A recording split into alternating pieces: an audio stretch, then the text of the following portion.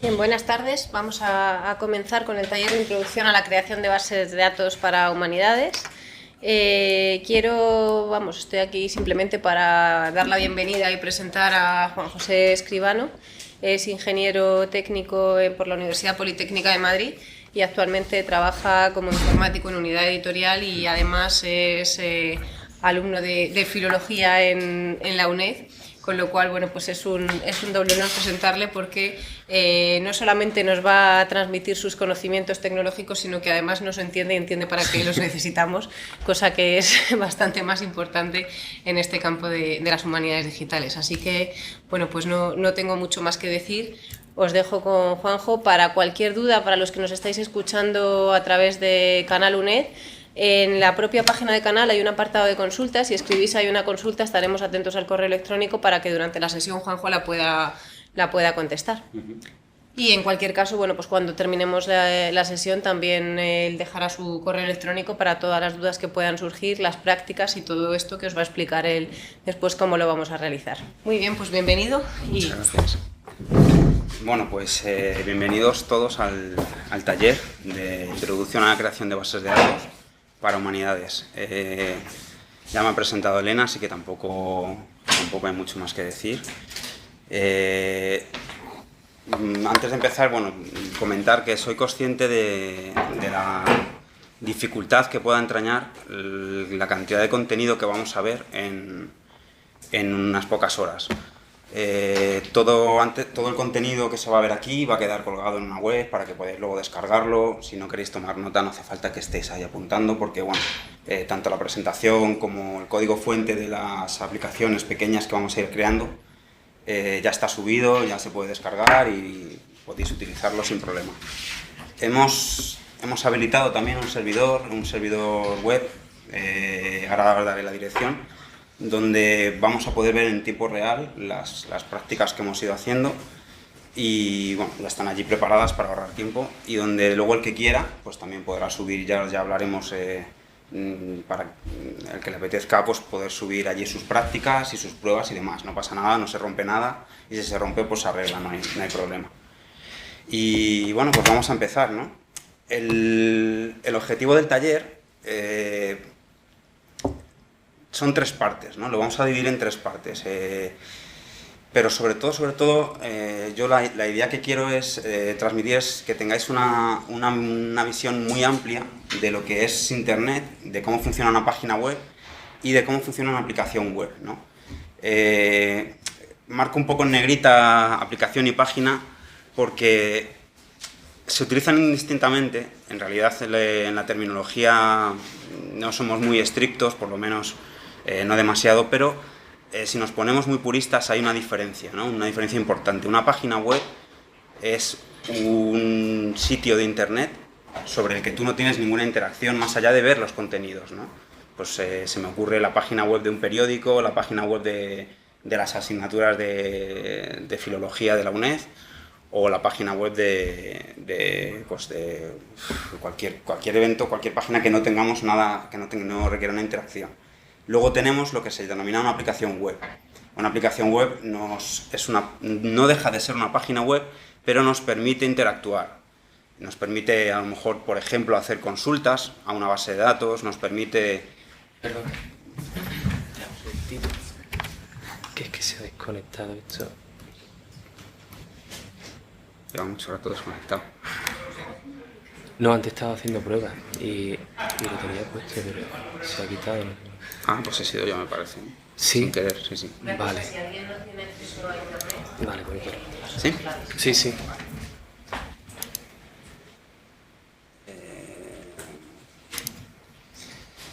Bueno, pues como decíamos, una aplicación web es algo más que una página web. Nos va a permitir consultar, nos va a permitir añadir elementos, por ejemplo, si tenemos a una base de datos nos va a permitir añadir elementos, borrarlos, modificarlos, entonces es algo mucho más complejo, ¿no? Y luego quiero que os familiaricéis con el concepto de base de datos, que es un concepto en sí mismo bastante extenso, no tiene por qué estar ligado a la web, pero la verdad es que se utiliza bastante dentro de este entorno de Internet. Para ver todo esto, vamos a hablar de 3 modulitos, ¿no? 3 modulitos aproximadamente de 1 hora cada uno, por lo menos aquí. El primero es el más simple, pero de hecho seguramente algunos ya lo conoceréis, porque voy a hablar de lo que es la web y lo que es el HTML. Es el más simple, aunque si asientas bien las bases, ya no tanto del HTML, sino de lo que pasa cuando te conectas a una página web, el resto viene bastante fácil. Lo que pasa es que hay que tener las bases muy asentadas, ¿no? ¿Qué ocurre cuando tú te conectas a una página web? ¿Qué ocurre cuando el servidor no responde? ¿Qué es eso del HTML? ¿Eso dónde se ejecuta?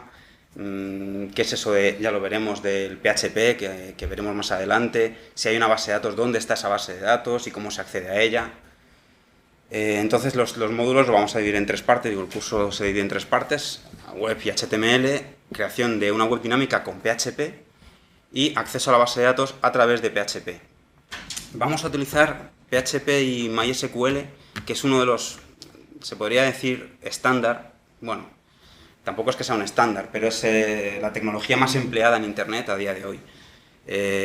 Las dos son gratuitas, lo pongo entre comillas porque últimamente MySQL ha empezado a hablar de que su servidor no va a ser gratuito al 100%, pero a día de hoy la realidad es que tanto PHP como MySQL, PHP como lenguaje de programación y MySQL como gestor de base de datos son accesibles, te los puedes descargar, los puedes utilizar y no tienes que pagar nada. Esto abarata mucho el coste de los proyectos, sobre todo pensando en proyectos de humanidades, que tampoco nos sobra la pasta, pues abarata mucho el coste de los proyectos. No es que otros gestores de base de datos, estilo Oracle, Sybase y demás, sean malos, de hecho son bastante buenos y en algunos aspectos mejores, pero tienes que comprar una licencia, tienes que pagar a la gente de Oracle o de Sybase o a quien toque. Y otros lenguajes de programación que no sean PHP, en Internet se utiliza mucho Java, que os sonará seguramente, se viene utilizando últimamente Python, Ruby, todos son gratuitos, todos se pueden utilizar y desarrollar sobre ellos de forma gratuita. Java tiene algunas complejidades más a la hora de implementar el servidor, pero bueno, nosotros vamos a centrarnos en lo que más se utiliza, que es PHP y MySQL. Así que bueno, vamos a empezar directamente, ¿no?, en harina. ¿Qué ocurre cuando escribimos una dirección web en la barra de direcciones del navegador? Algo que nos parece tan trivial como escribir www.uned.es y que nos aparezca allí la página de la UNED, tiene bastante meollo por debajo, ¿no? Aquí el dibujo es muy simple, pero este dibujo engloba un montón de información. Lo primero que ocurre cuando nosotros abrimos un navegador, y ahora vamos a hacer la prueba con un navegador, escribimos en la barra de direcciones www.uned.es, lo primero que ocurre es que el navegador, lo primero que va a hacer el sistema operativo y el navegador por encima del sistema operativo es preguntar quién es la UNED, ¿no? ¿Quién es uned.es? Porque eso de www.uned.es, ¿eso dónde va? ¿Eso quién es, no? De esa parte no nos vamos a ocupar aquí, ¿no? Ahí hay un servidor de nombres que yo creo que os suena más o menos, un DNS, servidor de nombres, que va a decir, oye, la UNED es esta dirección IP, ¿vale? Y en realidad la petición se hace a una dirección IP. Pero para nosotros, como estamos un poco por encima de ese nivel de TCP/IP, de redes o de interconexión entre redes, podemos empezar desde lo que se llama protocolo HTTP, desde el HTTP, ¿vale? Podemos empezar desde ahí y suponer que sí estamos haciendo una petición a un servidor que se llama uned.es. Ese servidor está en algún lugar, es una máquina conectada a Internet, recibe la petición y nos devuelve un HTML. Por detrás puede haber hecho 1000 cosas antes de devolvernos un HTML. Puede haber conectado a una base de datos, puede haber abierto ficheros, leído su contenido, procesado ese contenido y devolvernos finalmente el HTML. Puede haber hecho 1000 millones de cosas, pero la única realidad es que nuestro navegador, solo y exclusivamente, esto entre comillas, ahora diré por qué, recibe HTML, no recibe nada más. También recibe JavaScript, que es un lenguaje de programación que se ejecuta en el navegador, ¿vale? JavaScript, de esa parte tampoco nos vamos a ocupar aquí ahora, pero todo eso se ejecuta en el navegador. No hay una base de datos en el navegador, no hay un lenguaje tipo PHP en el navegador ni nada. Lo único que recibe el navegador es el código estático ya generado, puro y duro, de la página que estamos visualizando. Esto es importante entenderlo porque es muy importante ver la diferencia que hay entre HTML y lo que se ejecuta en el navegador y código PHP, en nuestro caso, que se va a ejecutar en el servidor, ¿vale? Aquí en la nubecita esta, que es el servidor, ahí se va a ejecutar un código PHP, ya lo veremos más adelante, pero al final, por alguna razón no mágica, se acaba devolviendo HTML al servidor, al cliente, ¿vale? Si hablamos de terminología, al ordenador cliente, al ordenador en el que tenemos en nuestra casa o a este ordenador mismo, se le suele llamar cliente, se le suele llamar, bueno, navegador, porque el navegador es un programa que se ejecuta en el cliente, y al servidor, pues evidentemente se le llama servidor, ¿no? Hay muchos tipos de servidores. En Internet no solo hay servidores web, tenemos servidores de correo, tenemos servidores de FTP, tenemos servidores de 1000 millones de servicios, un servidor de mensajería para WhatsApp, hay servidores de todo tipo de cosas, ¿no? Entonces, esto es importante porque antes de entrar en ver qué es el HTML, quiero hacer una prueba con vosotros aquí de una herramientilla un poco compleja, pero que es básica a la hora de desarrollar cualquier aplicación web. Utilizo Chrome porque viene ya instalada directamente en Chrome. Si utilizáramos Firefox, habría que instalar un plugin especial de Firefox que se llama Firebug, pero la gente de Chrome, la gente de Google, que son los que hacen los de Chrome, son bastante buenos y su inspector de elementos, que es el que vamos a utilizar ahora, es el mejor a día de hoy en el mercado. Imaginemos un momentín que vamos a la página de la UNED, ¿no? Es lo que digo, pues yo he escrito www.uned.es, alguien me ha respondido y me ha devuelto un montón de código fuente.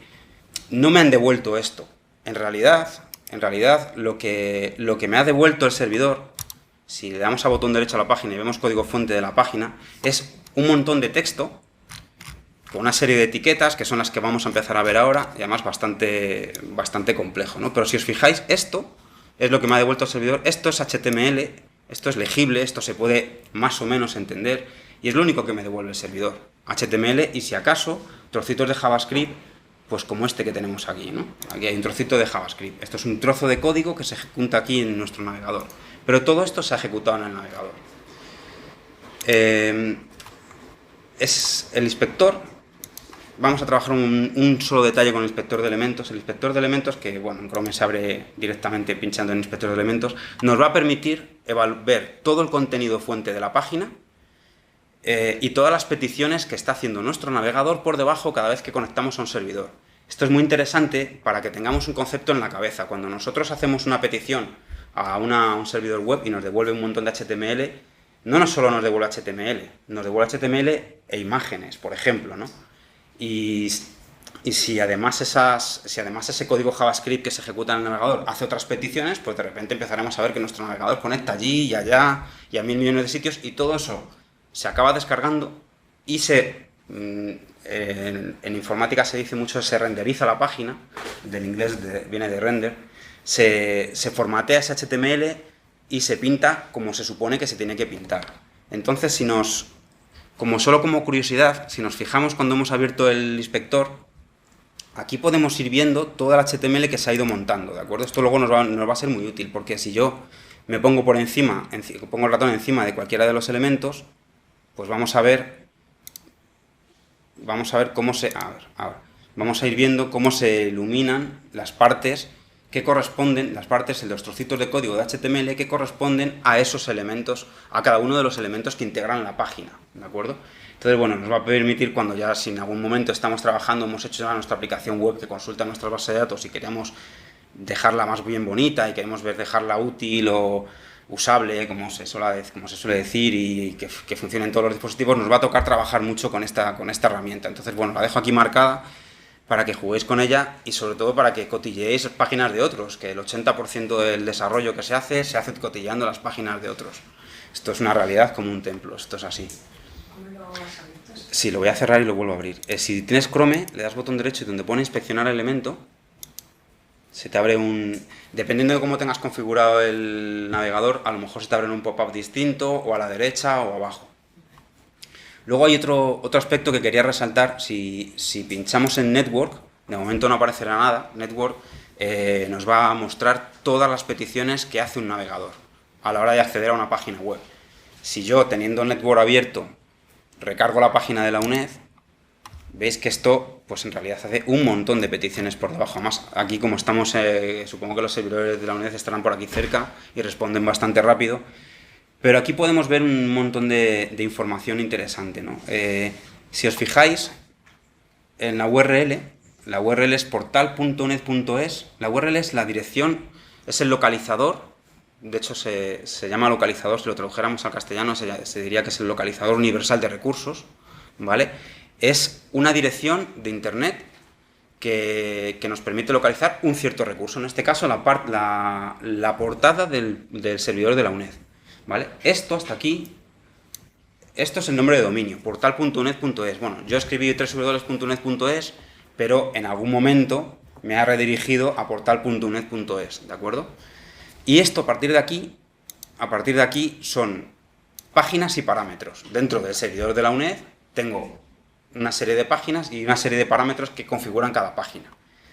Esto es importante porque si os fijáis, bueno, por ejemplo, vamos a entrar en la pestaña Estudios, sigo en el mismo portal, pero ahora la página ha cambiado, ahora la URL que pido es distinta.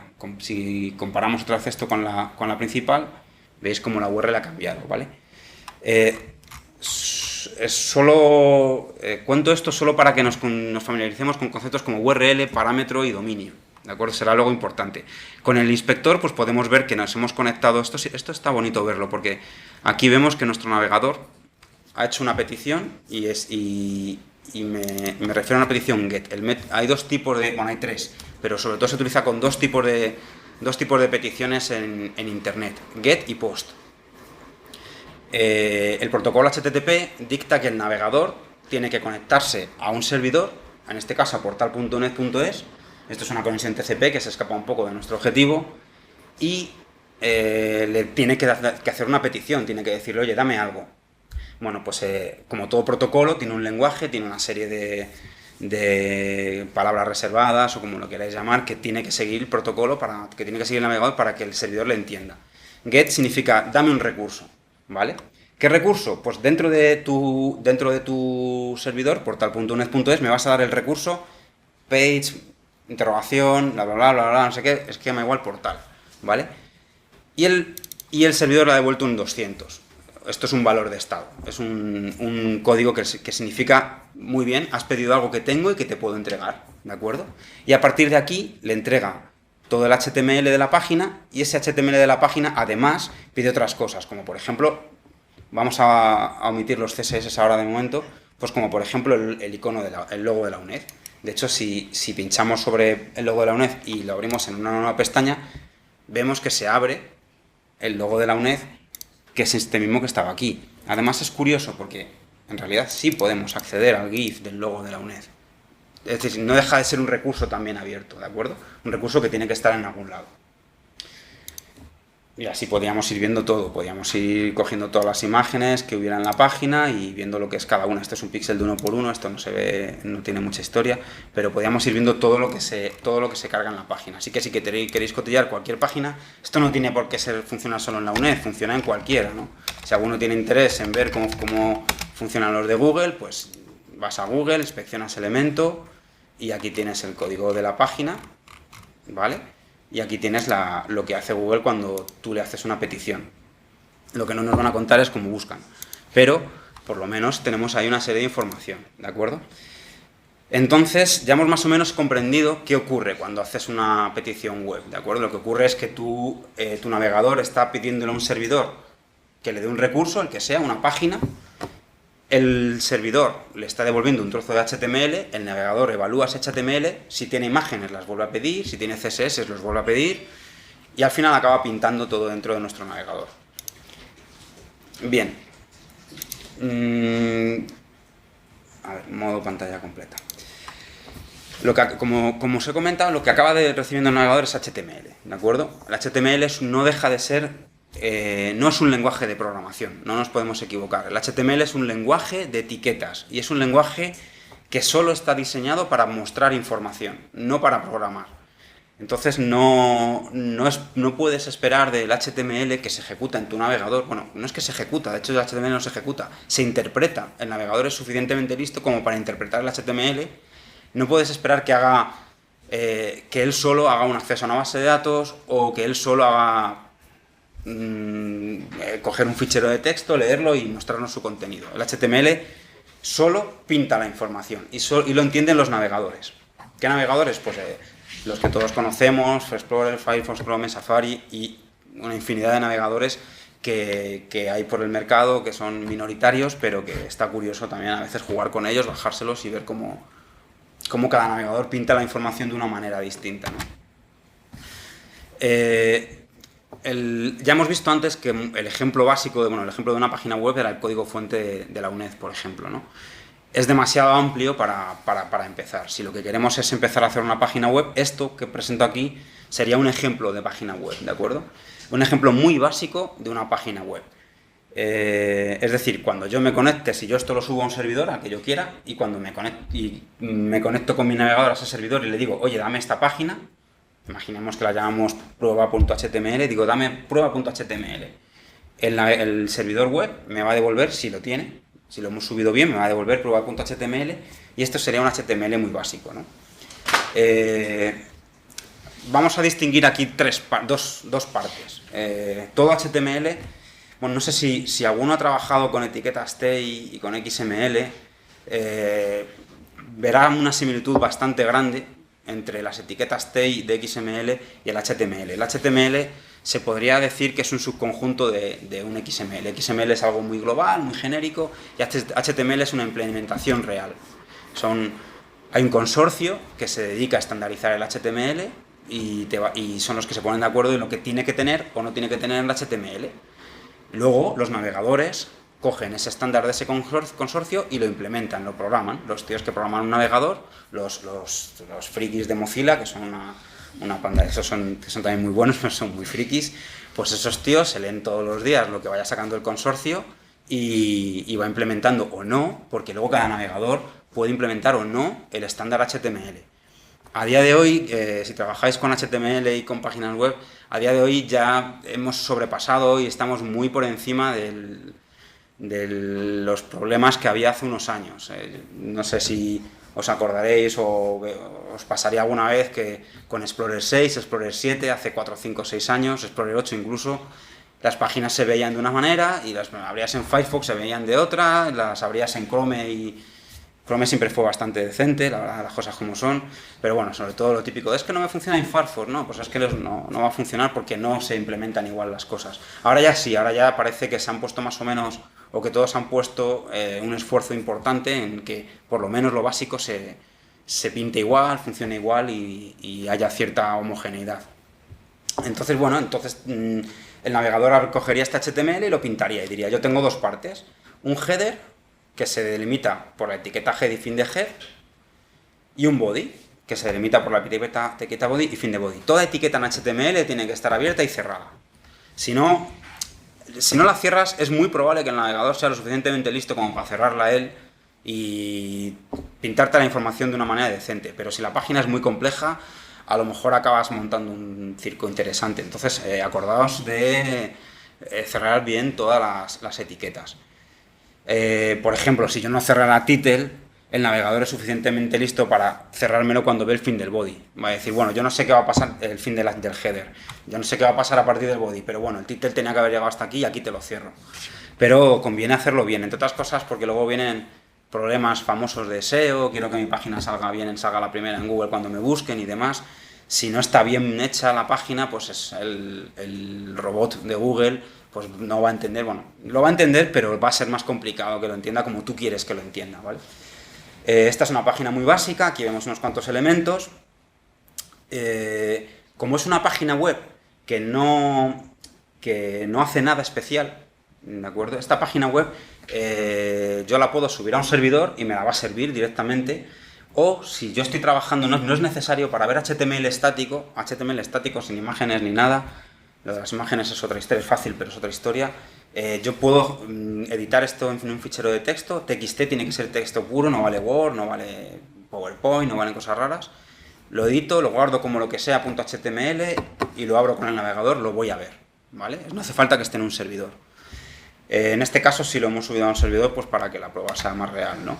La primera práctica que vamos a hacer, que os voy a enseñar, están todas, para ir más rápido, están todas ya programadas, os enseño el código, luego lo podréis bajar, estas evidentemente son muy fáciles, luego lo podréis bajar y ver cómo se pinta, ¿no? Cómo funciona, pero si vamos, y aquí de paso ya os comento que todo lo que estamos viendo, ¿de acuerdo? Hay una página basiquilla en taller-linhd.com. Aquí va a estar todo el material que vamos a trabajar, ¿vale? Sobre el que vamos a trabajar. Tenemos la presentación, tenemos las 9 prácticas ya programadas, ¿vale? Y para cada práctica tenemos 2 enlaces. El primero de los enlaces es la práctica visible en un navegador y este otro enlace lo que nos devuelve es el código fuente de la práctica, ¿de acuerdo? Que en realidad en todas ellas, en el código fuente de la página, por ejemplo, incluso en la propia página de taller-linhd.com podríamos ver el código fuente viendo el código fuente de la página, ¿vale? Pero bueno, por comodidad os lo dejo ahí por si lo queréis bajar como txt y demás. Pero la primera práctica no tiene mucha historia. Lo que hemos visto lo pinto aquí. Esta es la primera práctica. El código fuente, como veis, es muy simple. Hay un title que indica el título de la página. Conviene que esto sí sea algo descriptivo para que los buscadores y el que se conecta a la página sepa de qué va. Y en este caso, bueno, estamos trabajando sobre un párrafo, ¿de acuerdo? Esto es muy fácil, esto no tiene mayor complejidad. Si os fijáis, el título aparece aquí, en primera práctica, ¿de acuerdo? En la pestaña. Esto es importante porque si yo luego lo típico digo, estoy en una página que me gusta y quiero añadirle a marcadores. Cuando le añado a marcadores, guardarla como favorito, los navegadores van a utilizar el título para guardarte la página por defecto. Entonces tiene que ser bastante descriptivo, conviene que sea bastante descriptivo. Esta práctica no tiene nada, ¿no? Si inspeccionamos con el elemento y volvemos a recargar, con el inspector de elementos y volvemos a recargar, vemos que, bueno, pues se hace una simple petición al servidor y se devuelve directamente el código de la página, ¿de acuerdo? Si pinchamos aquí veríamos el código de la página, que es lo mismo que hemos visto ahí. De los headers, bueno, de momento no vamos a entrar, ¿vale? Pero esto para que os hagáis a la idea, yo he pinchado aquí en headers y el navegador me da una información que es muy útil. Primero, ¿cuál es la IP remota? Es decir, ¿cuál es la IP del servidor al que yo estoy conectando? Bueno, por curiosidad. Segundo, ¿qué es lo que le he pedido? Y tercero, el método que yo le estoy pidiendo, un get, ¿vale? Y el resto, esto que veis aquí, es la petición que lo que me devuelve el servidor. El servidor en realidad no solo me devuelve un HTML, me devuelve un HTML y un montón más de información que el navegador tiene que entender, pues como por ejemplo que, oye, pues que esto va a estar, si es posible, en español.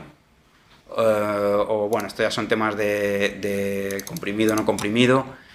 Y me dice quién ha sido el que me ha hecho la petición, además. Dice, bueno, estás trabajando con un navegador que en realidad es un Chrome, bla, bla, bla, bla, bla. Bueno, esta es la petición, este es el response.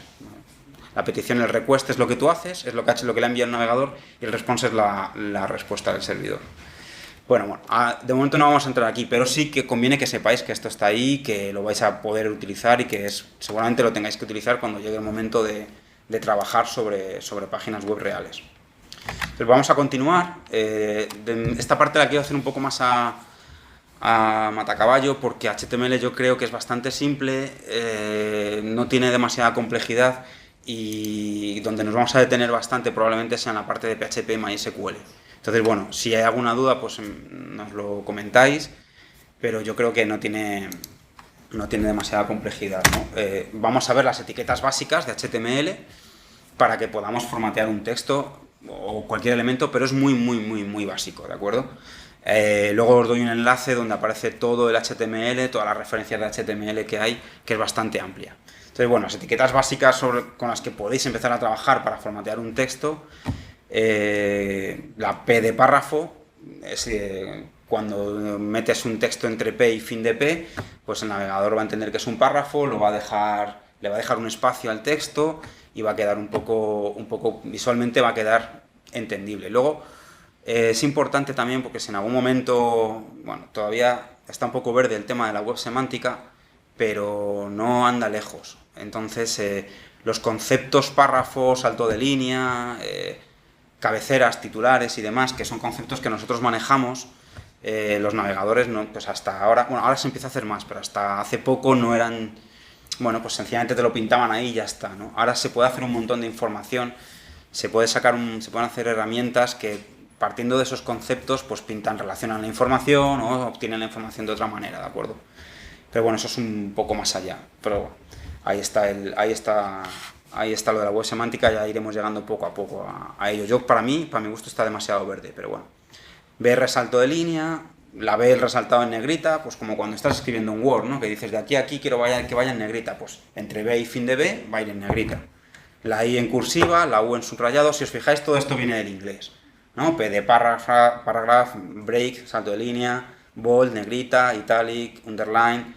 Las etiquetas H1, H2, H3, H4, así hasta H6 son los titulares, los headers, ¿no? Si tengo un título de capítulo, pues sería H1, de subtítulo, pues H2, el siguiente apartado H3, así hasta H6, ¿de acuerdo?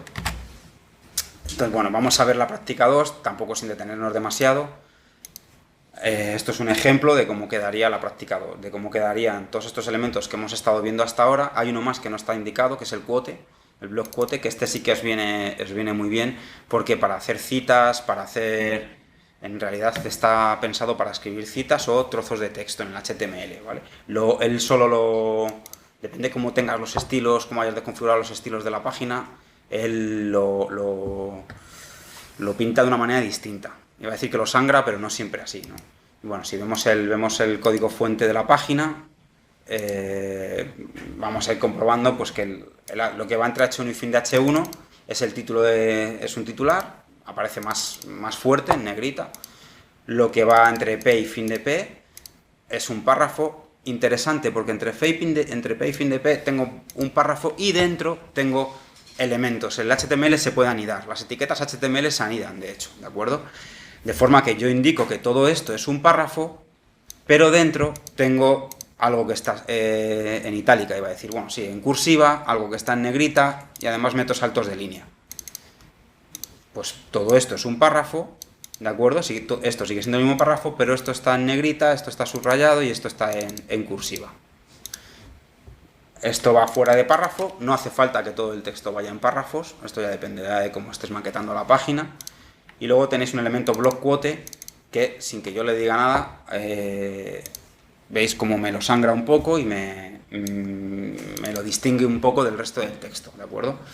Aquí, pues, unos versos de Neruda, acaba el block quote y fin de la segunda práctica. Acaba el block quote y fin de la segunda práctica en H3, ¿vale? Si os fijáis, bueno, hay un tema hay algo que os quería yo comentar, sí, era esto. Para evitar problemas, esta etiqueta meta la vamos a meter en todas las páginas, ¿vale? Metas, bueno, pues como el concepto meta ya existe, tampoco hace falta explicarlo, ¿no? Es algo que va más allá del HTML, son metaetiquetas que aportan cierta información necesaria para que el navegador interprete las páginas de una forma o de otra. En concreto, esta etiqueta, este UTF-8 que aparece aquí, charset igual UTF-8, esto le indica al navegador que la codificación de caracteres que vamos a emplear es UTF-8. Esto es importante, UTF-8 es un estándar que se utiliza ya, es a lo que tienden todas las webs, pero si no lo pones, el navegador va a intentar detectar en qué idioma le estás tú enviando la información y él lo va a pintar de una manera o de otra. ¿Qué ocurriría? Pues por ejemplo, esta tilde en práctica, si no le dices que es UTF-8, aparecería un carácter extraño, aparecería un simbolitos de estos raros que, bueno, no son comprensibles. Hay formas de saltarse esto sin necesidad de meter el UTF-8, pero lo suyo es hacer las cosas bien y es decir, bueno, pues voy a trabajar con UTF-8. Y si trabajamos con UTF-8, trabajamos todo con UTF-8. Lo digo por cuando ya lleguemos a la base de datos y demás, a los juegos de caracteres de la base de datos se les puede decir, o mejor dicho, a los campos de la base de datos también se le puede decir qué juego de caracteres usar. Entonces lo que conviene que todo esté en el mismo juego de caracteres. Si yo trabajo con UTF-8 en el navegador, trabajo con UTF-8 en la base de datos y en los ficheros de texto que esté manejando en la aplicación que vaya a hacer. Porque si no va a ser un follón, voy a tener que ir haciendo conversiones entre UTF-8 y otros estándares ISO 9885 o el que toque, ¿vale? Y bueno, tampoco tiene mucha complejidad, pero ya tenemos una página web. Antes alguien me comentaba si esto se podía trabajar en local y luego subirlo, bueno, esto cosas más complejas y luego subirlo al servidor. Es fácil. Todo esto yo, por ejemplo, cuando desarrollo una web, normalmente en mi propio portátil o en mi equipo tengo un servidor web, tengo una base de datos, tengo todo en local. Y yo trabajo así, trabajo en un bar, que se está muy bien, y yo allí desarrollo todo y luego lo puedo subir todo a un servidor, ¿vale? No hace falta hacerlo todo directamente en un servidor. Los servidores de internet, lo que se suele llamar hosting, que viene, como siempre en informática utilizamos mucha mezcla esta Spanglish extraño, hosting de host, de hospedaje, en fin. Normalmente te suelen dar, cuando tú contratas un servidor de internet, un hosting, te suelen dar un usuario y una contraseña para que subas allí por FTP o por SSH o por... Hay varias formas de subir los contenidos, normalmente es por FTP, si es un hosting normalito. Si es un hosting seguro te dirán que lo hagas por SSH, pero bueno, en cualquier caso te dirán, este es el usuario, esta es la contraseña, tú te bajas un programita, un cliente de FTP, por ejemplo, metes allí pues, el usuario, la contraseña, el nombre del servidor donde lo vas a subir, te conectas y ves allí en carpetitas, en el programita vas viendo en carpetitas pues toda la estructura de directorios que tenga el hosting. Normalmente el proveedor de hosting te suele dar la información de decir, oye, todo lo que esté en tal carpeta es lo que se publica, ¿vale? Entonces tú lo subes ahí y en cuanto subas algo ahí a esa carpeta se va a publicar en la web, es decir, se va a ver directamente, no hay que hacer nada. Entonces, bueno, si yo tuviera este fichero HTML en mi ordenador, me conecto por FTP al servidor, lo subo a lo que se suele llamar document root, raíz de documentos, doc root en algunos casos, que ya os digo que el proveedor de hosting os tiene que decir SS, el que sea, normalmente se suele llamar www o htdocs de http docs o document root, dependiendo de si es muy extraño. Pues lo subes ahí y ya directamente se vería la página, ¿de acuerdo? Para las páginas HTML estáticas. Luego con base de datos en realidad es lo mismo, pero habrá que hacer alguna que otra cosa más, ¿vale? Entonces, bueno, vamos a continuar viendo elementos básicos de HTML. Vamos a ver algunos más que van a ser útiles probablemente. Vamos a ver los enlaces. Al final, HTML es un lenguaje pensado para pintar información y sobre todo, para enlazar una información con otra, ¿no? Todo lo que estamos haciendo ahora con HTML, lo que se llega a hacer ahora con HTML5, JavaScript y demás, esto no estaba ni remotamente pensado al principio. Cuando se inventó HTML, el único objetivo era entregar documentos y, si acaso, enlazarlos de un sitio a otro, ¿no? De hecho, las siglas de HTML son Hypertext Language... Bueno, lenguaje de hipertextos, ¿de acuerdo? Porque es que si no me voy a liar. Hipertexto, hipervínculo, hiperenlace, al final de lo que se trataba era de enlazar unos elementos a otros. Así que la A, que es el anchor, el ancla, el enlace, ¿vale? Es el tag de enlace, es digamos, el papá de toda la web, para mi gusto, vamos, es el que permitía ir de una página a otra. Si no, no habría internet.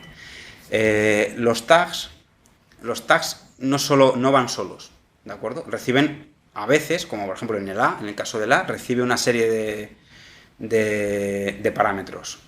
En este caso, fundamental en un enlace, el href. Href le va a indicar a qué dirección de internet tiene que enlazar lo que hay dentro del A, ¿de acuerdo? Hypertext Markup Language, ya se me acuerdo ahora. Ahora veremos un ejemplo de cómo funciona. Esta URL tiene que ser una URL, en realidad puede ser de cualquier tipo, un localizador, ¿no? Puede ser un HTTP, que es una página web, un HTTPS, que será una página web segura, puede incluso ser un mail to, que es algo que entienden los navegadores, que lo que hará será, si lo tienes configurado, abrirte un cliente de correo y enviar un correo. Puede ser un FTP, y si el navegador soporta FTP, te abrirá un cliente FTP, si no, intentará hacer lo que pueda con ello. Pero bueno, lo normal es que sea HTTP, ¿de acuerdo? Todas las URLs que empiecen por HTTP o HTTPS. No pongáis www.uned.es o lo que toque, porque puede ser que lo entienda o puede ser que no, dependiendo de qué navegador estemos utilizando. Entonces, como hoy en día además hay muchos navegadores, luego la gente se conecta también con el móvil, cada navegador es un mundo, lo de antes, ¿no? Si hacemos las cosas, las hacemos más o menos bien en la medida de lo posible. Otro elemento interesante, las listas ordenadas y no ordenadas. U de unorderer y O de orderer, ¿de acuerdo? Una lista tiene un comienzo y un principio de lista y los elementos de la lista. Los elementos se marcan con los LI, list item, no tiene mucha historia.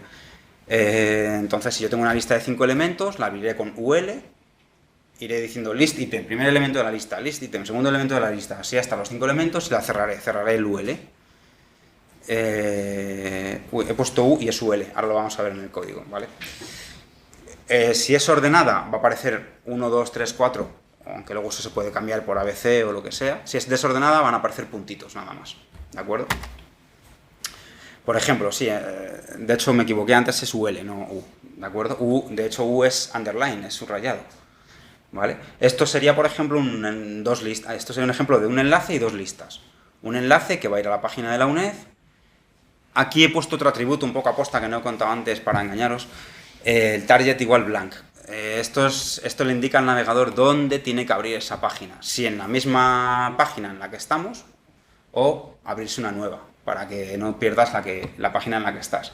Target igual blank, lo que va a hacer es decir, bueno, pues abre una nueva y ya mantienes las dos, o una nueva pestaña, también dependerá de cómo esté configurado el navegador. Y dos listas de elementos, ¿no? Una ordenada, que sería la de abajo, y una desordenada, que sería la de arriba. Como veis, la complejidad hasta ahora es mínima. Y vamos a ver un último elemento. Todos estos los veo porque al final al final la práctica que vamos a hacer, sobre todo la parte de tablas, sí la vamos a utilizar, ¿de acuerdo? Hay 1000 elementos más, os paso el enlace y los veis todos, pero bueno, al final yo creo que con esto más o menos valdría para empezar. El elemento básico de presentación de información es la tabla.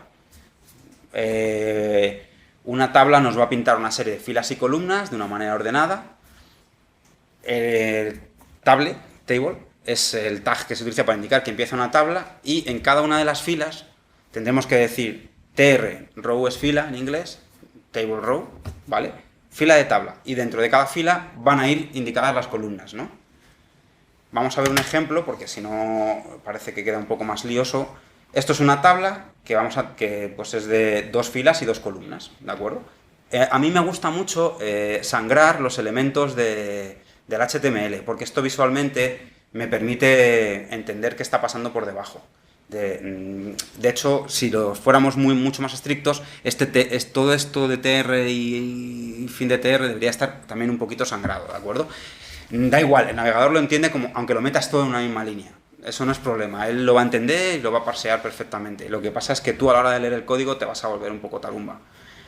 Así que yo recomiendo, esto es una recomendación personal, que sangréis los elementos. Como además el HTML queda en forma de árbol, va extendiendo sus ramas hacia abajo, pues va a quedar bastante claro. Aquí, bueno, indicamos primera fila, pues fila 1, columna 1. Siguiente columna, fila 1, columna 2. No tiene mayor complejidad. Entonces, bueno, voy a enseñar la última práctica HTML, que es muy simple. Vamos a ver cómo se pinta una tabla, cómo se enlaza a otras páginas, y vamos a ver unas listas. Así que esto es casi recetario, esto tampoco hace falta aprenderse de memoria. Sinceramente, yo creo que lo suyo es aprenderse los conceptos, porque toda la documentación está por ahí. O sea, no hace falta... ya al final te la acabas sabiendo, ¿no? Te acabas sabiendo las cosas, pero lo bueno de la programación, tanto en HTML como en PHP, como en MySQL, es que la comunidad de gente que deja código disponible es inmensa, pero inmensa. Es imposible leer todo el código que hay en Internet gratis para que tú lo uses, comentado, y además código de muy buena calidad. Luego hay código muy malo, ¿no? Internet es lo que tiene. Pero lo normal, yo creo que no conozco ningún programador que sepa programar sin Google al lado. Y esto lo digo de verdad, o sea, es imposible. O sea, no hay manera, pero ni aunque lleves toda la vida programando. Porque siempre, ¿cuál era el atributo que hace no sé qué? ¿Cuál era la función que hacía no sé cuántos? Pues nada, no os preocupéis. Si vais a programar, Google al lado y está todo. En Google está todo. Vamos a ver un elemento más que no lo vamos a usar directamente aquí, pero lo veremos, lo mencionaré por si alguno quiere usarlo en la práctica final, que son los formularios. Hasta ahora todos los elementos HTML que hemos visto son elementos muy básicos que nos presentan información. El servidor me devuelve el HTML y yo veo la información en mi navegador. Pero si yo le quiero enviar información al servidor, lo tengo que hacer a través de un formulario, como si fuera un formulario normal y corriente que rellenamos a mano, ¿no? Igual hay una etiqueta para formulario que es form y fin de form, cuando lo acabamos, y un formulario tiene elementos. Si pensamos en esto, viene de cuando se rellenaban formularios a mano, no sé si os acordaréis, yo todavía sí, pero pues eso, que ibas ahí escribiendo, tenías cajitas de texto, tenías checkboxes o cajitas para poner X y demás. Pues todos esos elementos se han trasladado al HTML, ¿de acuerdo? Aquí vamos a trabajar bueno, vamos a hablar solo del input type text. Esto es un poco recetita, ¿vale? Los input son los campos de un formulario. Type hay varios tipos, ¿no? Puede ser un tipo texto, puede ser un checkbox, puede ser... Checkbox son estas cajitas de selecciona las que te interesen, A, B, C, la que sea. Puede ser un radio button, que esto, pues si hacéis PEX de la UNED, veis mucho radio button, en los test, típico test, que solo hay una opción disponible, pues es un radio button. Checkbox sería con varias opciones disponibles, ¿no? Pero bueno, esto ya luego lo veremos si acaso en algún ejemplillo por ahí. Value, pues ahora evidentemente está vacío, pero si yo quiero enviar algo ya de primeras, quiero que esté relleno, pondría ahí un valor, ¿no? El que sea. Normalmente lo suyo es que esté vacío, porque si alguien va a rellenar un campo, pues de momento de primeras va a estar vacío, pero si yo quiero por defecto que siempre envíe algo, a no ser que el tío lo cambie, pues yo pondría ahí value, lo que sea, ¿de acuerdo? El valor que yo quisiera, y sería un campo de texto. Name y ID, nombre e identificador, son variables fundamentales porque estas sí que no pueden faltar. Igual que el value puedes no ponerlo porque al final el tío lo va a acabar poniendo, ¿de acuerdo? El ID y el nombre son las variables, representan los nombres de las variables que van a llegarle al servidor. De forma que si yo pongo a eso lo llamo, por ejemplo, imaginemos que estamos rellenando un formulario de alta de una base de datos de autores, ¿de acuerdo? Yo tengo un campo de texto que es un input type text y el nombre es nombre autor. Bueno, pues en el servidor luego, desde PHP, tendré una variable que se va a llamar $nombreautor. Dólar es porque PHP funciona así, la sintaxis, ya lo veréis ahora, y ahí estará recogido el valor que la persona que ha rellenado el formulario ha escrito en ese campo de texto, ¿vale? Ahí ya podremos trabajar con él, guardarlo en una base de datos, hacer lo que sea, lo que queramos hacer con ello, ¿de acuerdo? Entonces eso es fundamental. Si no pones un nombre, al otro lado no vamos a saber cómo recoger esa variable y qué hacer con ella, ni guardarla en base de datos, ni nada.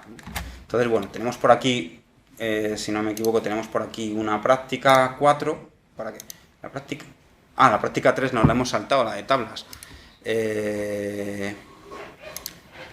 Esta tabla, bueno, nos podéis imaginar más o menos cómo es, ¿no? Tiene 3 filas, 3 columnas, una serie de elementos en una lista y aquí un textito. Pues si vemos el código fuente, empezamos, bueno, aquí el textito, esta es la tercera práctica, empezamos la tabla, fijaos que abajo se acaba, se cierra, ¿de acuerdo? Si no tendremos un problema, y cada una de las filas va identificada como tr, fin de tr, y cada fila tiene columnas, que va identificado por td, fin de td. En este caso, además, por complicar un poco el asunto, cada uno de los elementos de la tabla no lleva texto, sino que además lleva un enlace. Pues para que tengáis un ejemplo luego en casa tranquilamente lo veis. Tenéis un ejemplo de enlace a href, la dirección donde yo quiero que enlace, target igual _blank, es decir, me lo va a abrir en una ventana nueva, y lo que hay aquí entre el fin de la, entre el fin de A y esta marquita de he acabado el enlace es lo que se pinta en azulito, es decir, la zona donde yo puedo clicar. Es decir, si yo aquí, señores que me mandáis, esto está puesto entre el... Fijaos que la etiqueta A se extiende hasta este angulito, ¿no? Pues desde aquí hasta aquí, toda esta parte es la clicable, ¿vale? Toda esta parte es la clicable. Entonces, si yo clico aquí, me voy, pues en este caso era un enlace a Remetka, pues me voy, como veis me lo ha abierto en una pestaña nueva. Si no hubiera puesto target igual blank, ya hubiera perdido la página actual, ¿no? Entonces, dependiendo de lo que queráis hacer, a mí me gusta mucho el target blank porque no pierdo el origen y luego puedo seguir trabajando en el origen, ¿de acuerdo? Y bueno, hemos puesto aquí algunas palabras omitidas en la nueva edición del Drive, 3 y luego una con enlace, ¿de acuerdo? Pues las 3 y luego una con enlace, ¿de acuerdo? Jonrón, esta es que me encanta a mí personalmente. Una pregunta, es que desde aquí no lo veo. Cuando montas la tabla sí. y estás utilizando las etiquetas, tú la montas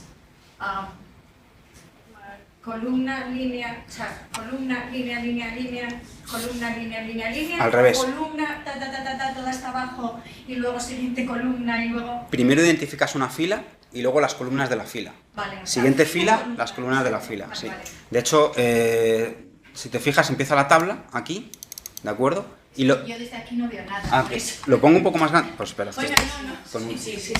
con un control más así. Más. Es que no me he dado cuenta, perdonad, avisadme, ¿eh? Sí. No, pero bueno, nos Más. fiamos, o sea, confiamos en ti. Pero... Pues es más, así, más, un poquito más, así. Bueno, si veis, pues lo siento de verdad. Yo aquí hablando como si lo vierais. Bueno, veis que la tabla empieza aquí y primero digo, oye, esta fila empieza aquí y acaba aquí. Y esta fila tiene 3 columnas. TD, fin de TD, TD, fin de TD, TD, fin de TD. ¿De acuerdo? Esta es la primera fila, ¿de acuerdo? Si os fijáis, la primera columna de la primera fila tiene un enlace, donde sea, y pone un texto, y un texto pone, señores, que me mandáis. La segunda, de la primera fila, la segunda columna, pone mesura. Y la tercera columna de la primera fila, a los que adoran en la Veracruz. Señores que me mandáis, mesura, y a los que adoran en la Veracruz, ¿de acuerdo? Lo siguiente que hay es, acaba la fila y empieza una fila nueva. Entonces, bueno, esta es la forma real, la forma más adecuada de presentar información, sobre todo por el concepto de tabla, ¿vale? Luego es verdad que hoy en día pues, la información se presenta de 1000 maneras, tenemos divs, que son elementos, capas que se llaman, que son elementos estructurales de la página, los puedes ir colocando a la derecha, a la izquierda, arriba, abajo, en fin, hay una complejidad muy grande dentro del HTML, pero con esto ya tendríais bastante material para hacer vuestra primera página. A partir de aquí, lo suyo sería ver toda la cantidad de información que hay, disponible en Internet. Si os fijáis, os he dado unos enlaces que aparecen aquí que vais a tener aquí en el PDF, que también es descargable. Este primero es fundamental, ¿de acuerdo? Este primero es una de las webs más importantes dentro del tema dentro del mundo del HTML y web. Tienen tutoriales para todos los gustos, ¿vale? Para todo lo que se os pueda ocurrir, por lo menos para todo lo que se os pueda ocurrir dentro de la web. Y este en concreto es el de HTML5, que es la versión con la que se está trabajando ahora. Tenéis todo, bueno, tenéis el ejemplo básico, tenéis, bueno, podéis hacer hasta vuestros exámenes, diplomas y demás. Aquí a la izquierda tenéis todos los elementos del HTML actual. Como veis, hemos visto unos pocos y cada uno de estos en cada uno de estos enlaces hay un mogollón de elementos, ¿de acuerdo? Por ejemplo, pues cosas que nos puedan interesar, quotations, pues yo es que hago un Spanglish aquí un poco extraño, pero veis que tenemos, yo he enseñado el block quote, pero también hay un quote, el short y el large, ¿vale? Quote solo para una línea, block quote para varias líneas. Luego, bueno, tenéis abreviaturas, tenéis definiciones, cada uno de estos elementos. En realidad uno puede montarse una página y decir, pues yo voy a hacer una reseña de un texto y lo pongo como un párrafo normal y corriente, pues es válido. Pero si queremos, si quieres que tu web tenga un sentido semántico y que luego haya herramientas de análisis web que sean capaces de detectar lo que es cada una de esas cosas, está bien utilizar esto, porque esto al final, está mencionando estas etiquetas, porque estas etiquetas al final te muestran el texto. Te lo muestran formateado. Es más, la pinta que tiene el texto la puedes conseguir con un párrafo. Le pones unos estilos y ya está. Pero es un párrafo, no un quote, no un block quote. ¿Qué pasa? Que si yo tengo una herramienta de análisis semántico de una página, él va a decir, esto es un párrafo y un block quote es un extracto, para que nos entendamos, un trozo de poema, un extracto de un libro. Y él puede generarte un árbol de una herramienta de estas, te puede generar un montón de información sobre una página, pues para que veas. Quiero ver los extractos, quiero ver no sé qué.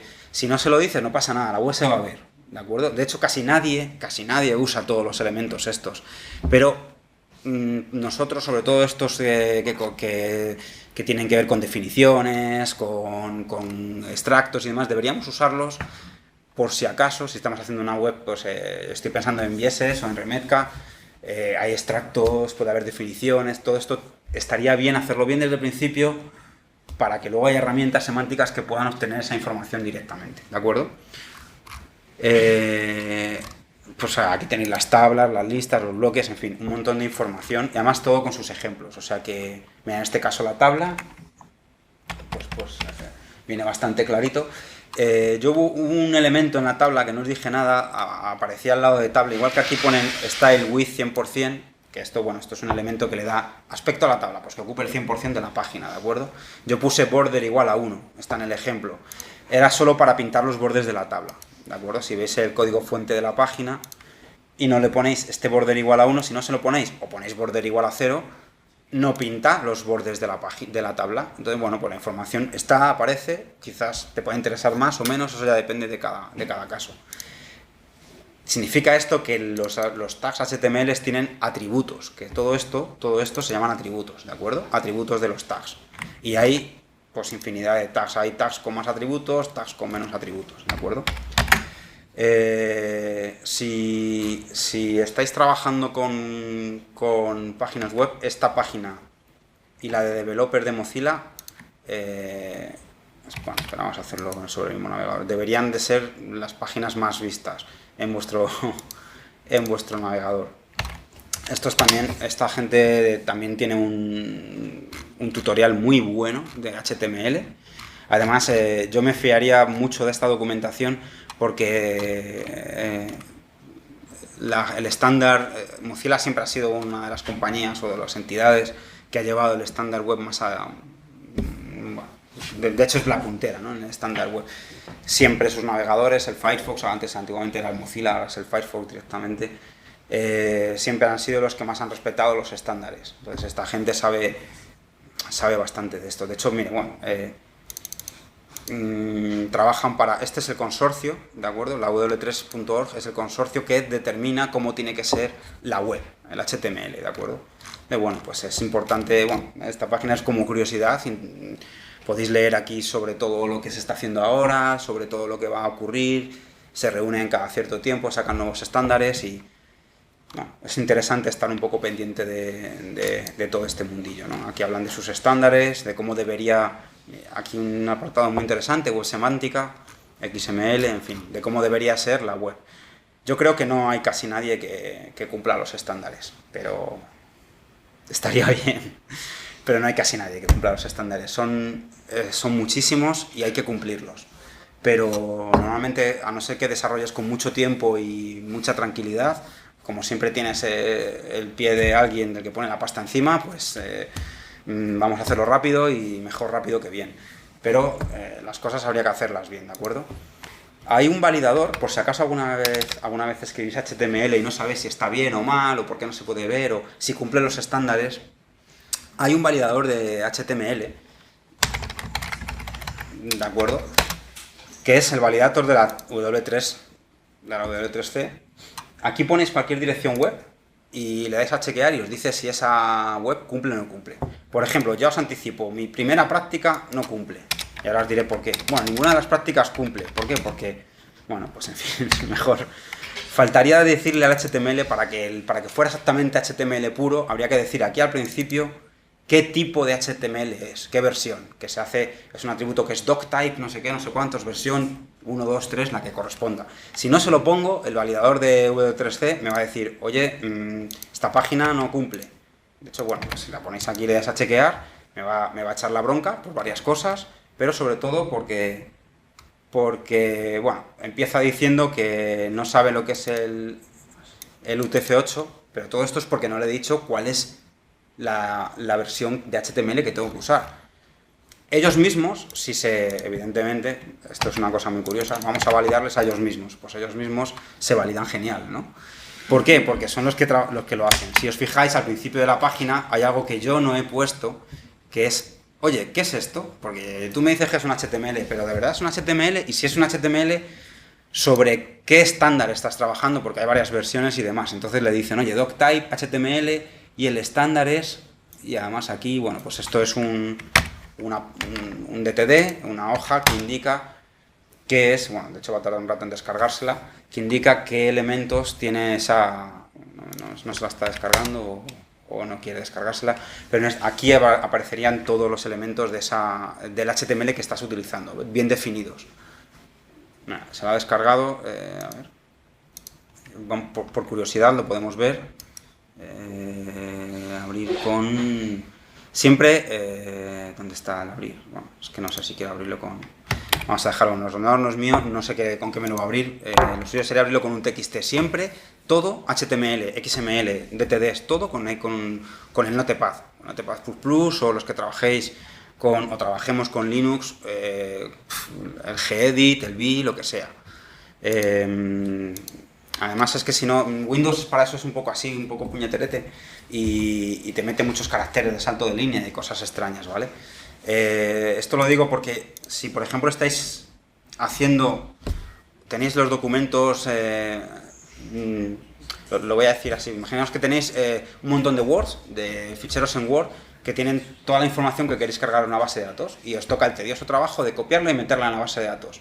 Bueno, pues no copiéis de Word directamente a la base de datos, ni de Word a un navegador.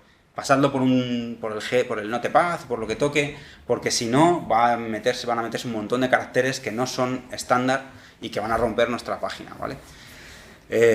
Bueno, pues esta herramienta la deberíais utilizar.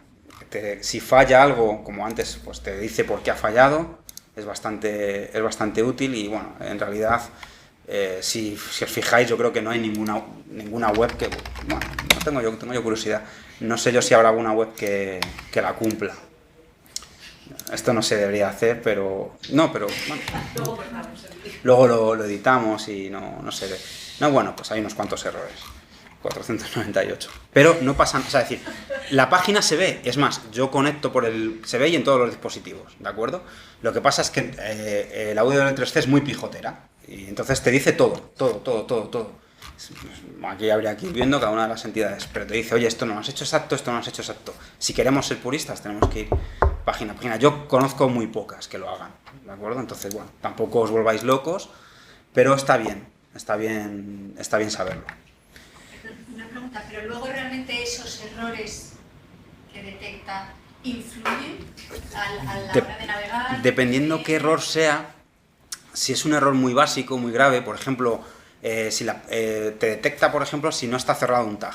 Me refería sobre todo a las páginas que ya vemos y que aparentemente nos funcionan muy bien, como la de la UNED. Todas tienen errores. Influyen, bueno, en teoría, es lo que os decía antes, depende del navegador. En teoría deberían influir, porque si el programador del navegador, si el que ha programado el navegador del móvil, del ordenador o de lo que sea, se ha ceñido justo al estándar, no va a saber qué hacer con un elemento que no tiene lo que tiene el estándar. Lo que pasa es que los programadores de los navegadores son bastante generosos y tienen manga ancha. Entonces el navegador interpreta el estándar y todo lo que no sé, bueno, todo no, pero gran parte de lo que no es estándar. Entonces en realidad a efectos prácticos no tiene, para que se entiendan los efectos prácticos, no tiene una realidad, no genera una problemática realmente importante, dependiendo qué error sea. Si, por ejemplo, estos errores, evidentemente, de la página 9, de esta pruebecilla, mira, son 4 líneas, ya tenía yo 3 errores. No pasa nada, o sea, se va a ver. Ahora, si no cierro la tabla, que también me lo va a marcar como error, sí vas a tener un problema, porque lo vas a ver y va a quedar toda la página descentrada, pero bueno, tú cuando estés desarrollando la página, tú mismo te vas a ir dando cuenta. Vas a ver que queda cuadrada, que queda como tú quieres, pero lo más probable es que tenga errores. Lo suyo es que no los tenga. Entonces, depende de qué errores sean.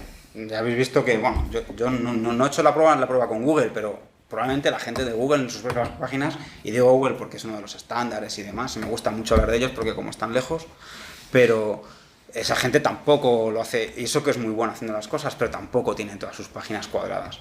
Entonces, bueno, dependiendo. Ahora lo que os decía antes, ahora los navegadores han avanzado mucho y son muy buenos entendiendo el HTML, el estándar y el no estándar, y lo acaban pintando más o menos bien.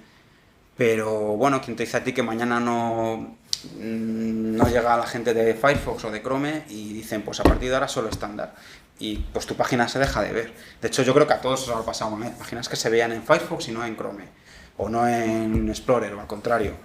Eso viene por no hacer las cosas siguiendo los estándares por un lado y por otro porque había navegadores que no soportaban los estándares. Entonces conviene que es la página no de errores. Ya os digo que yo creo que es muy muy difícil. Y luego, bueno, aquí hay otro enlace en la Wikipedia, siempre lo pongo porque la Wikipedia es esa herramienta genial en la que está todo. mal o bien, pero está, donde habla bastante bien de todo lo que es HTML. Hay un... si alguien quiere profundizar más e ir más allá, ya no solo pintar HTML, sino quiere hacer más cosas, aquí podéis ver el siguiente paso, ¿de acuerdo? El siguiente paso antes de irnos al servidor. El siguiente paso es hablar de CSS y hablar de JavaScript. Aquí no lo vamos a ver, solo mencionaré que CSS, HTML te presenta la información, pero no te la presenta como esté. La negrita es negrita y el H1 te lo presenta en un tamaño un poco más grande que el normal. Pero si tú quieres que el H1, pues en vez de en negro aparezca en verde, más grande, más pequeño, o que la tabla pues, se posicione un poco más a la derecha, a la izquierda, donde sea, tenemos que trabajar con CSS. CSS da el estilo a la página. Entonces, normalmente el maqueta, si alguien está en un proyecto real, pues verá que, bueno, al final todo el mundo hace de todo, ¿no? Pero lo ideal sería que un desarrollador o un maquetador dieran HTML y un experto en diseño y en CSS pues dejara el HTML bonito, ¿no? Pues con el tamaño de letra, pues el tipo de letra Arial, pues eso se dice en el CSS, porque si tú no le dices nada, el navegador lo va a pintar con la letra que tenga por defecto, con la que le toque, depende en qué navegador estés. Pero si tú le dices, no, píntamelo en Helvética, pues te lo va a pintar en Helvética y tamaño de fuente 12 y lo que sea, ¿de acuerdo? Sí, nos preguntan que si conviene escribir las etiquetas de HTML en minúscula. Da igual escribirlas en mayúscula que en minúscula, no hay ningún problema. A mí, por temas de legibilidad y para que el código sea legible, me gusta escribirlas cuando puedo, cuando voy con tiempo, en mayúscula y sangradas. Pero da igual, da absolutamente igual, en ese sentido no hay ninguna restricción. Lo que pasa es que es verdad que queda más claro, tú ves el código fuente de la página y te queda muy claro cuando lo ves con mayúsculas, pero da igual. Y otra cosa, nos preguntan también qué diferencia hay entre parámetro y dominio, que no ha quedado muy claro. Esto lo íbamos a ver, lo he dejado un poco por alto porque lo íbamos a ver, pero se ve fácil porque el nombre en esta práctica, por ejemplo, en esta URL, esta es la URL completa, ¿de acuerdo? La URL es, aunque ahí no ponga HTTP, el navegador lo entiende como HTTP, www.taller/p3.html. Eso es una URL. Esto también es una URL. Voy a poner parámetros sin tilde porque las URL van sin tilde, ¿de acuerdo? Hay cosas que duelen, ¿eh? Y en el código PHP más todavía, las variables y demás. Conexión, pues conexión sin tilde, qué mal. Pues sí, yo suelo poner CNX y así me quito el marrón, pero duele, sobre todo a nosotros nos duele bastante. Pues esto es un parámetro, por ejemplo, 4444, ¿de acuerdo? Entonces, esto también es una URL. Esta URL está compuesta de un nombre de dominio, que es todo lo anterior a la primera barra. ¿De acuerdo? Todo lo que hay, es decir, el servidor al que conectamos, ¿no? www.google.com, uned.es, lo que sea, ¿no? Correo electrónico o correo.uned.es, o bueno, no sé cuál es la dirección del correo. Todo eso es un nombre de dominio. Esto es el recurso que estamos pidiendo, en realidad es un fichero, o debería, no siempre, ¿vale? Porque ya dependerá de cómo esté hecha la aplicación, pero se correspondería, podríamos decir que es un fichero, el recurso que estamos pidiendo. Es decir, desde la primera barra hasta el primer interrogante. El primer interrogante marca el comienzo de los parámetros de una página. Y los parámetros van con esta sintaxis. Parámetro igual valor. ¿Que quiero meter otro parámetro? Ampersand. Y a partir de aquí todos los parámetros se dividen con ampersand. Ampersand, parámetro 2, igual otro valor. ¿Vale? Como yo en esta página los estoy recibiendo, no hago nada con ellos. Ya vería qué tendría que hacer, pero los estoy recibiendo, ¿vale? Todo esto son parámetros. Ejemplo típico de parámetro, imaginad, y es una de las casuísticas que deberíamos hacer luego en las prácticas, imaginad que esta tabla, estos datos, salen de una base de datos, ¿de acuerdo? Y no sé, imaginemos que tenemos cuatro tablas distintas, aunque no sea así exactamente, y dependiendo del parámetro que ponga, pinto los de una tabla o los de otra, o los de un autor o los de otro, por ejemplo, ¿vale? Entonces imaginemos que ponemos aquí, no va a funcionar porque no hay nada programado por detrás, ¿vale? Pero yo pongo aquí autor igual, yo que sé, Alope, ¿de acuerdo? y entro. Entonces, imaginad si esto fuera una tabla ya tirada contra base de datos y yo hubiera recogido ese parámetro, autor igual Lope, hubiera ido a la base de datos, hubiera dicho, dame los textos de Lope, pum, y los hubiera pintado en esta tabla. Pero esta misma, ¿por qué? Porque le he pasado como parámetro el autor. Claro, pues hay que programarlo, ya os digo. Ahora no quiero los de Lope, sino que, yo qué sé, quiero los de Cela, más actual. Pues le daría y sería la misma página, exactamente igual, pero el parámetro autor ha cambiado. Me pintaría una tabla con los datos de Cela. Esos son los parámetros. Lo vamos a ver porque PHP al final solo tiene sentido si lo recoges en el servidor y PHP hace algo con ellos. Digo PHP porque es el lenguaje que usamos, si no, pues deja de tener sentido, ¿no? Pero un ejemplo muy básico, muy típico, todo un clásico es si vas a Google y buscas cualquier cosa, pues dices, venga, pues Lope, ya que estamos buscando a Lope, si os fijáis, Google, además está clarísimo, te muestra aquí toda la información de Lope, vete a saber de qué López, veo que lo más importante de Lope es su película, manda. Pues en fin, te muestra toda la información de Lope, pero fijaos, la Q, este parámetro que ellos llaman Q, que es la query, ellos lo llaman así, se ve, si yo aquí directamente digo, no, voy a cambiarlo, no voy a buscar Lope en el buscador suyo, sino que voy a cambiarlo aquí a ver qué pasa. Y voy a buscar a Cela, ¿no? Ya hemos hecho cambios, pues bueno, a Cela. Pues, de acuerdo, he buscado a Cela directamente, cambiando el parámetro. Esto nos da bastantes posibilidades. Estamos trabajando sobre la URL y así todo lo que queráis buscar, ¿no? Pues voy a buscar un E. Bueno, pues ahí está toda la información y además ellos cambian directamente aquí el texto, pero tú has hecho una petición aquí en la URL, ¿de acuerdo? Eso es un parámetro. El de Google es perfecto para estas pruebas, ¿no?